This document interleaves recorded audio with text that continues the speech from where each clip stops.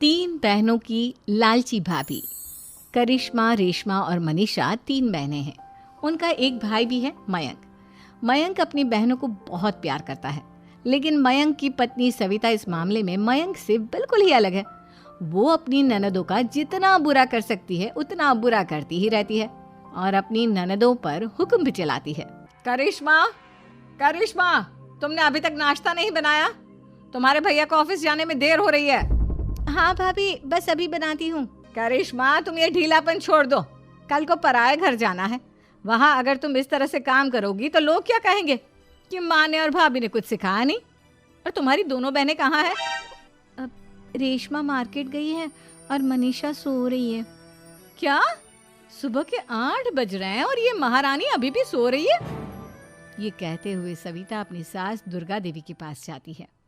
माँ जी, देख रही हो अपनी बेटियों के तौर तरीके? क्या हुआ बहू, सुबह सुबह क्या कर दिया मेरी बेटियों ने? अरे एक तो अभी अभी उठकर किचन में गई है, दूसरी सुबह सुबह बाहर चली गई और तीसरी अभी तक सो रही है। क्या करूं मैं इन तीनों का? मैं तो परेशान हो गई हूँ। जा जाकर उठा उसे और रेशमा से मैं बात करती हूँ। सविता सीधा मनीषा के कमरे में जाती है और उससे कहती है, महारानी जल्दी उठो, सूरज सर पर आ गया है। भाभी थोड़ी देर और सोने दो ना, मैं रात को लेट सोई थी। वो क्या ना, यूनिट टेस्ट चल रहे हैं। शराफत से उठती है या नहीं, या फिर पानी की भरी बाल्टी डालूं तेरे ऊपर? नहीं भाभी, मुझे बिस्तर में नहीं नहाना, उठती हूँ मैं। मनीषा जल्दी से उठकर बाथरूम में चली जाती है। सभी आराम से बैठकर नाश्ता कर रहे होते कि तभी रेशमा बाजार से हाथ में सामान लिए आ जाती है। रेशमा को देखते ही सविता उस पर बरस पड़ती है। लो, आ गई महारानी। ऐसा भी क्या सामान लाना था जो सुबह आंख मलते ही बाजार की तरफ रवाना हो गई? भाभी, कल आप ही तो चीख रही थी कि घर का सारा सामान मुझे ही लाना पड़ता है, घर में किसी को भी किसी काम से कोई लेना देना नहीं है। अब मैं बाजार जाकर सामान ले आई तो आपको इस बात से भी तकलीफ हो रही है? देख रही हो माँ जी, अपनी बेटी की जुबान कैंची से भी तेज चलती है। और मयंक, आप तो कुछ कहेंगे नहीं अपनी लाडली बहन को। रेशमा, अपनी भाभी से ऐसे बात नहीं करते। चलो माफी मांगो। भैया, मैं क्यों माफी मांगू? आप भाभी से बोलिए ना कि हम पर कम हुक्म चलाया करे। हम इस घर की बेटियां हैं और आपकी पत्नी की ननद है, नौकरानी नहीं। लो कर लो बात। इनकी भलाई के लिए कुछ भी बोलो तो इन्हें बुरा लग जाता है। इस घर में यही इज्जत है मेरी।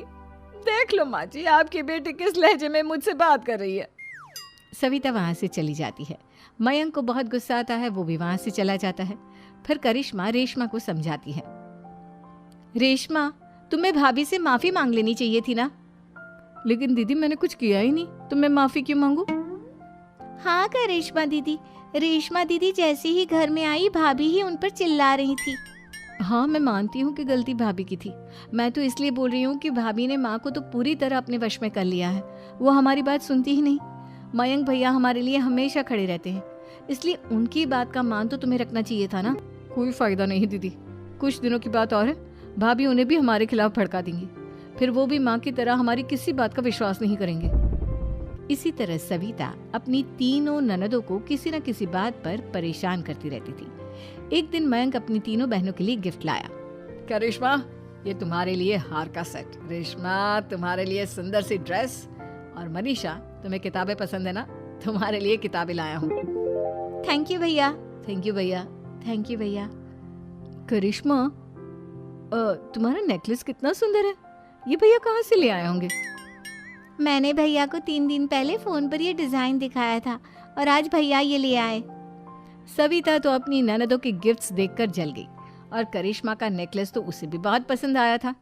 अपनी बहनों के लिए कितना अच्छा नेकलेस लेकर आए हैं, मुझे कभी कोई गिफ्ट नहीं दिया। मैं आज ही ये हार चुरा लूंगी। रात में सविता करिश्मा का हार चुरा लेती है और इसी तरह उसे अपनी ननदों की जो भी चीज़ अच्छी लगती वो उसे मांगती नहीं, बल्कि रात के अंधेरे में चुरा लेती। इसी तरह दिन बीतते गए और सविता ने मयंक के दिल में भी उसकी बहनों के लिए नफरत पैदा कर दी। एक दिन मयंक ने करिश्मा और रेशमा के लिए रिश्ता देखा और ये बात उसने घर में सबको बताई। माँ, करिश्मा और रेशमा के लिए बहुत अच्छा रिश्ता आया है, वो लोग कल इन्हें देखने आ रहे हैं। आप और सविता मिलकर सारी तैयारी कर लेना। ये सुनकर करिश्मा और रेशमा खुश हो जाती हैं, लेकिन सविता सोचती है, अगर इन दोनों बहनों की शादी हो गई तो घर और बाहर का काम कौन करेगा? मनीषा तो एक नंबर की कामचोर है, उससे तो किसी बात की उम्मीद लगाना ही बेकार है। मुझे इस शादी को रोकना होगा। अगले दिन सभी लड़के वालों के स्वागत की तैयारी करने में लगे होते हैं। तभी मयंक अपनी बहनों से आकर कहता है, तैयार हो गई तुम दोनों? देखो दोनों लड़के बहुत अच्छे हैं, मैं कोई कसर नहीं छोड़ना चाहता, इसलिए तुम उनके सामने अच्छे से बिहेव करना और अपनी भाभी से लड़ने मत लग जाना। करिश्मा, तुम वो नेकलेस पहन लो ना जो मैं तुम्हारे लिए लाया था। भैया मैं बहुत देर से वो नेकलेस ढूंढ रही हूँ, लेकिन मुझे मिल ही नहीं रहा। क्या तुमने नेकलेस खो दिया? तुम्हें पता भी है वो कितना महंगा था? तुम कोई काम ढंग से नहीं कर सकती। मयंक गुस्से में वहां से चला जाता है। थोड़ी देर बाद लड़के वाले भी आ जाते हैं। वो दोनों बहनों को पसंद कर लेते हैं और रिश्ता पक्का हो जाता है। लेकिन सविता के दिमाग में तो कुछ और ही खिचड़ी पक रही थी। वो पंडित जी के पास करिश्मा की कुंडली लेकर जाती है और उन्हें पैसे देकर करिश्मा की कुंडली बदलवा देती है। जब लड़के वालों के पास करिश्मा की कुंडली जाती है तो वो दुर्गा को फोन करते हैं। बहन जी, हमने करिश्मा की कुंडली अपने पंडित जी को दिखाई थी। आपकी बेटी की कुंडली नहीं बल्कि दोषों का पिटारा है। देखिए, मैं और मेरे पति इन सब बातों में बहुत विश्वास करते हैं, इसलिए हम आपकी बेटी से अपने बेटे की शादी नहीं करा सकते। इस तरह करिश्मा का रिश्ता टूट जाता है और सभी घर वालों को बहुत दुख होता है। अब कविता सोचती है, चलो करिश्मा का तो रिश्ता टूट गया, अब रेशमा का भी रिश्ता तोड़ना है। क्या करूं? अब सविता आवाज बदलकर किसी अननोन नंबर से रेशमा के होने वाले ससुराल में फोन करती है। हेलो, मैं कौन हूँ कौन नहीं ये आपके लिए जानना जरूरी नहीं, बस इतना सुन लो कि रेशमा का 2 साल से किसी के साथ अफेयर चल रहा है। बस रेशमा का रिश्ता तोड़वाने के लिए सविता का इतना कहना काफी था। अब रेशमा का भी रिश्ता टूट गया। मयंक और दुर्गा देवी ने रेशमा को खूब खरी खोटी सुनाई और उससे बार बार उस लड़के के बारे में पूछने लगी।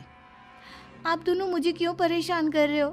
अरे कोई लड़का होगा मेरी लाइफ में तो मैं बताऊंगी ना, जब कोई है ही नहीं तो कहाँ से लाऊं मैं कोई लड़का? तो तेरे होने वाले ससुराल वालों को फोन किसने किया था?